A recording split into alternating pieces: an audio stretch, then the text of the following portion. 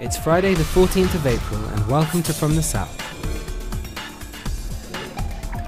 Hundreds of Catholics participated in a Holy Week ceremony in the indigenous town of Izalco, El Salvador, walking for around 16 hours while carrying sculptures of crucified Jesus Christ.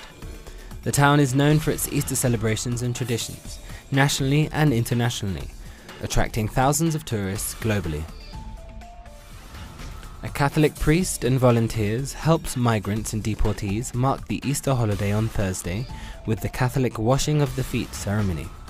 12 migrants and deportees from Mexico and Central America took part in the ceremony. Some had hoped of making it to the United States, as others had recently been deported. The UN Special Rapporteur on Human Trafficking, Maria Grazia G. Mamarino, met on Thursday with Cuban Attorney General Dario Delgado.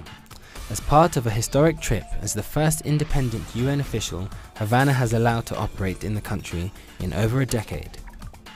Violent opposition protests have continued to shake up the streets of Venezuela, especially in the capital Caracas. The capital of the country is experiencing continued clashes between protesters and security forces.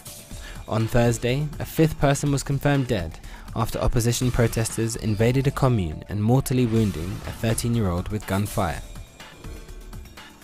Roughly 30 people have been injured and 8 people were arrested in Seville after different stampedes created chaos on the Easter marches within the city. The stampede was caused by fights that broke out within the crowds, causing people to panic and trample over those knocked to the ground.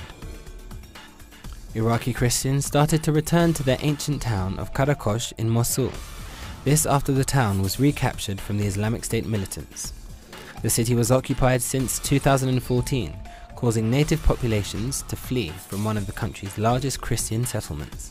Authorities in Rome and the Vatican have tightened up security measures ahead of the Easter weekend celebrations, this in the wake of recent terrorist attacks in Europe. Rome and the Vatican received huge numbers of visitors over the holidays. Many come to attend the religious services conducted by the Pope. A 17-year-old teenager was injured after picking up an unknown device near the local Cherevensky library and trying to disassemble it, according to local media reports.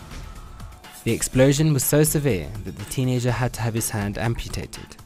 The victim is currently receiving treatment in a local hospital. Police in Lyon fired tear gas at crowds of Lyon and Besiktas fans ahead of the Europa League quarter-final tie on Thursday.